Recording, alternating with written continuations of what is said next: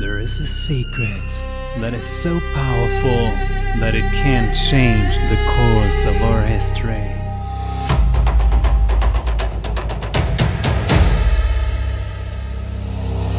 This golden apple once triggered a war so intense that it destroyed the ancient city of Troy, a legendary city just like Atlantis, long doubted to exist until archaeology found out it was real. I flew all the way to the other side of the world so we can explore the ancient ruins of this forgotten city together. At the end of this journey, I'm going to do something crazy with this golden apple in order to settle a 3,000-year-old conflict. Our story begins with a golden apple with a text reading to the most ideal goddess. A Trojan prince named Paris is tasked to choose between the divine feminine aspects. Hera, partner to the divine masculine, stands for fair power and leadership. Athena, the goddess of wisdom, offers protection. Aphrodite, focused on alluring looks, offers the love of the most beautiful woman on earth.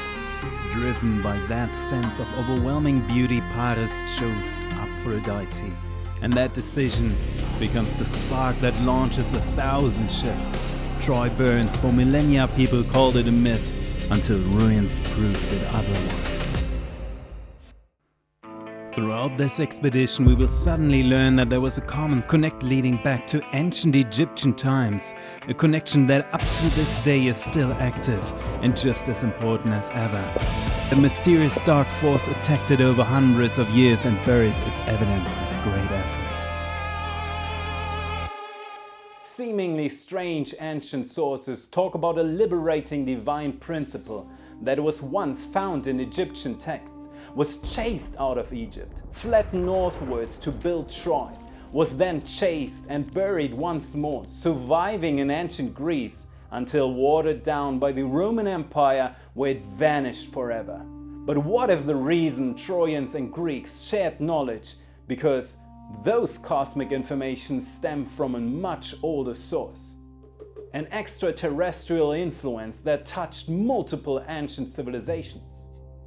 Hi, I'm Tim. The story of Troy isn't just a fairy tale that turned out to be true. It is a door into an even deeper, older mystery.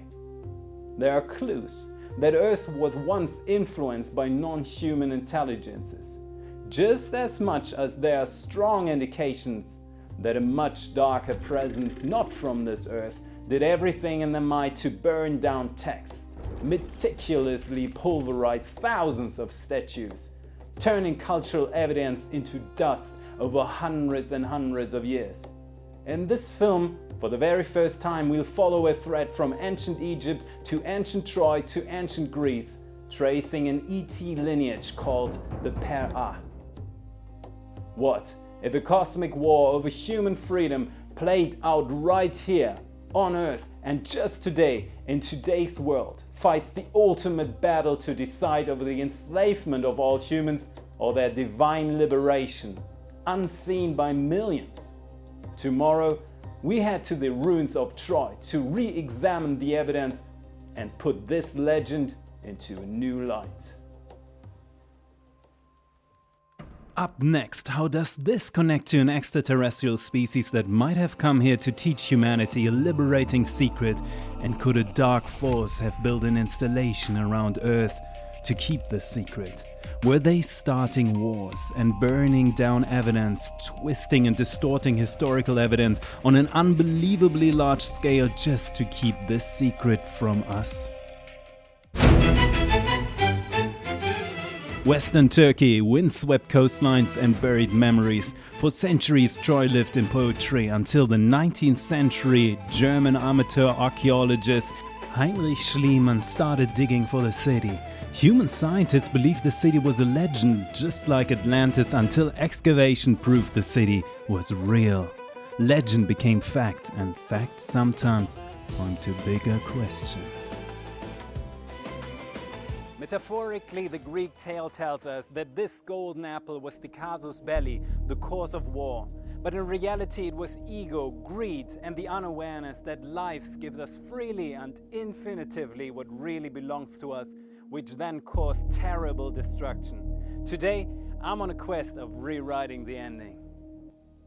In Homer's Iliad, the golden apple spoke to greed and jealousy, launched 10 years of war in an otherwise unified universe.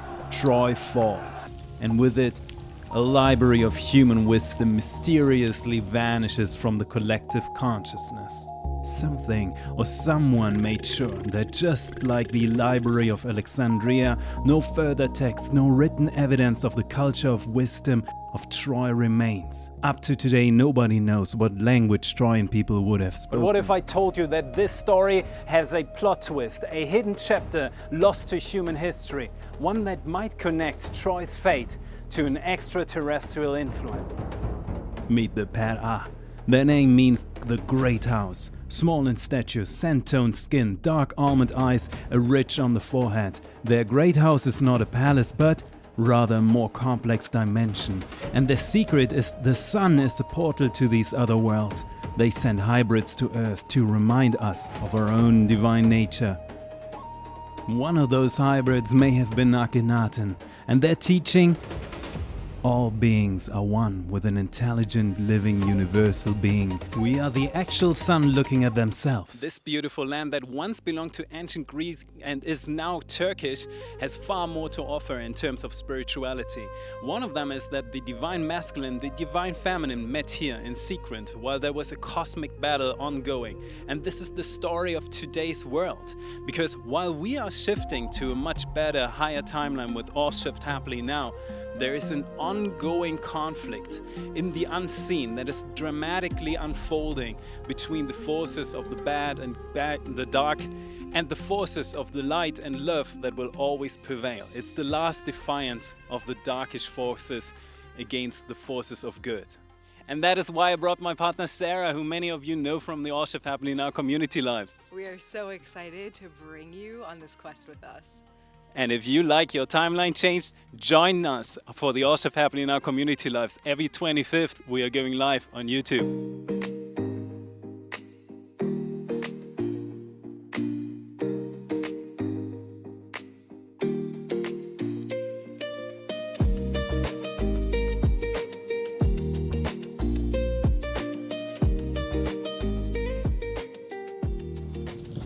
I guess we are in Troy right now, so at least this should be the outer perimeter of this old ancient city. Well, now it's a historical site, and Sarah and I, we're going to visit it.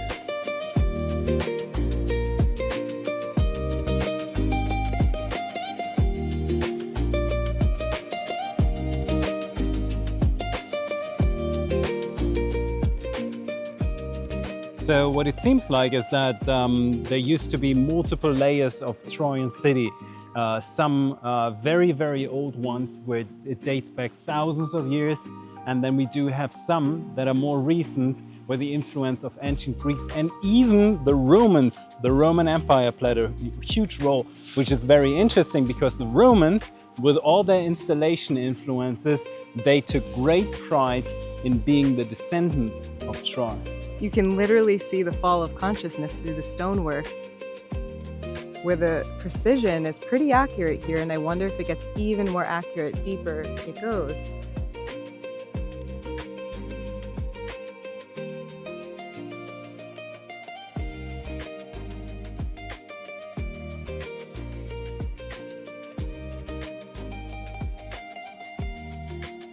It's also well known in South America, but I've seen that actually in ancient Greece, in Delphi, for example, too. You can see that the walls have different stages of precision, and it's the other way around as what consciousness would actually tell you, getting more precise over time. It's actually the other way around.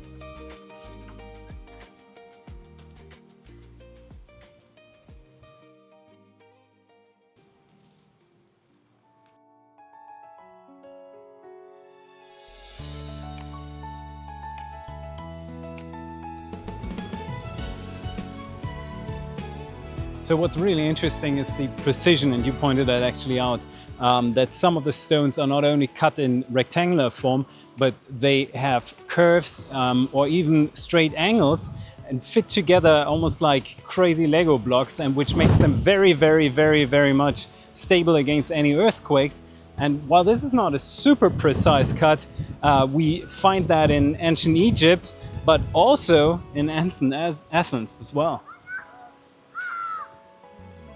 Quite windy, but we have seen that there are some Roman characters, some Roman alphabet on some of the stones, which makes sense because the Romans at one point, overtook certain parts of ancient Troy. So this is really interesting. We are currently looking at the ceiling of the Palladium, which is the temple of Athena. And what you can see is that there is a flower. Now you can either see and think that it's a flower, but it can also be the divine in the center point, and then the reality as an architecture that is expanding around it.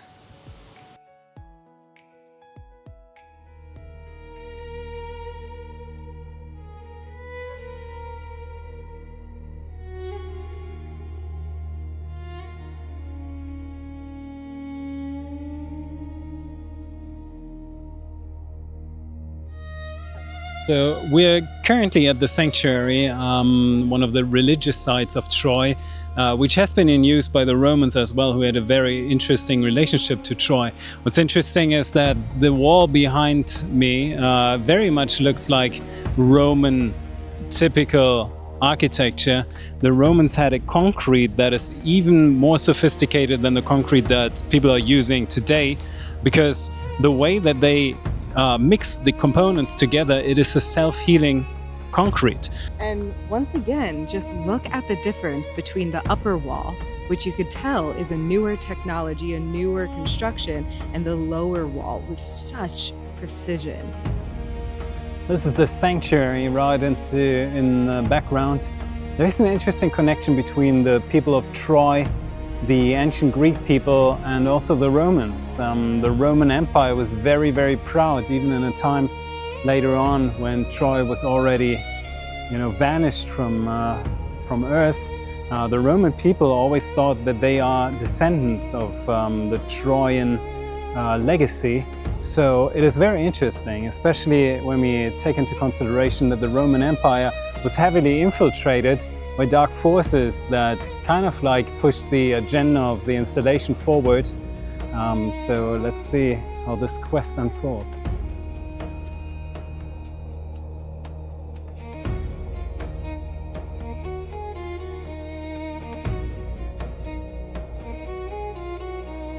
So in the background we see the Roman theater, which had a capacity of 2,000 people. I mean, that's insanely large.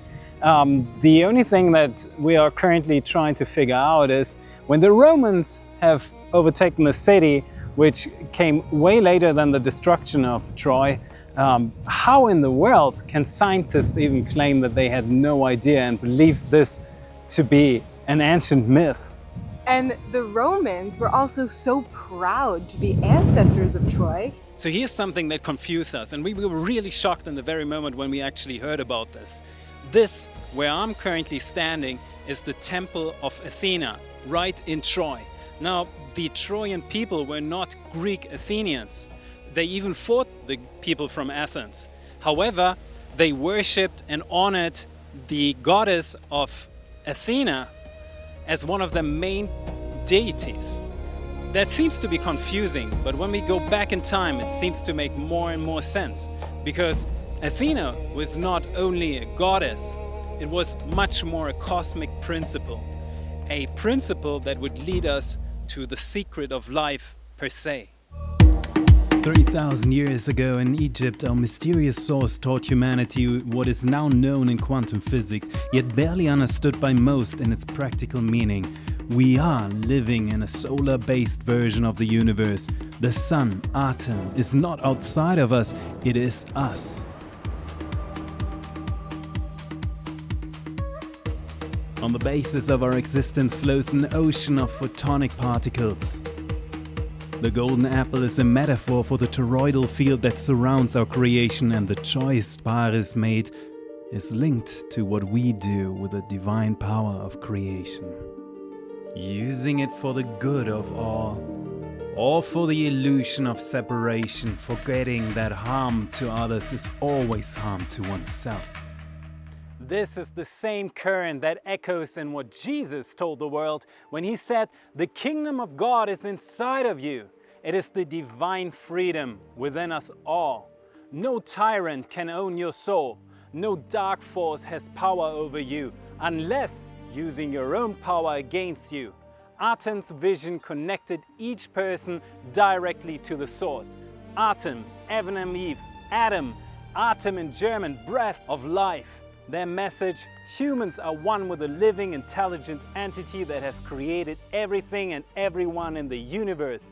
Across languages and eras, Aten and Athena means one. Life and divinity, the creator of the universe, expresses themselves through us. Here's the most liberating, most shocking truth.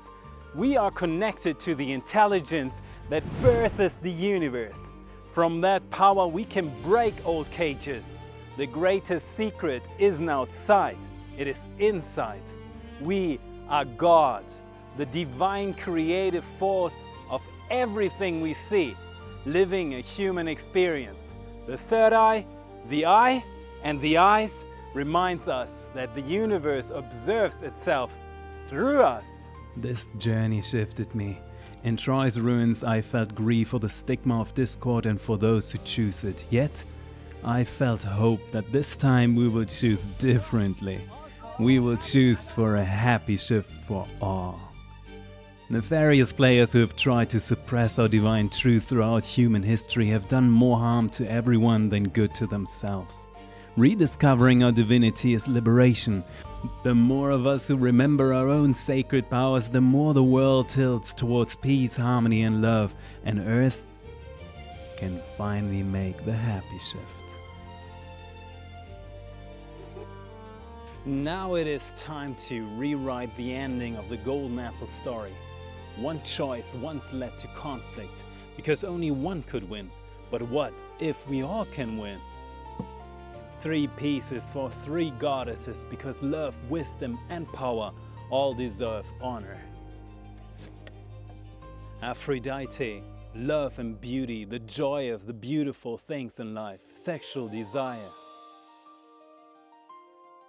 Athena, wisdom, rightful action and the purity of heart. This means learning, applying and celebrating one's own creation. Hera, rightful power and leadership. No more rivalry, no more scarcity. There's enough space for everyone in infinity. And the last piece? This one's for me, for self-worth. I'm the creator of this story, and you are the creator of yours. Each of us carries a spark of the divine. We must value ourselves just as much as the divine, because that is who we are. We are creation, observing itself through our eyes. We are self-expressions in a self-learning universe. Hey, we are building the biggest psionic network around Earth to shift this reality happily, so join us and subscribe to All Shift Happily now.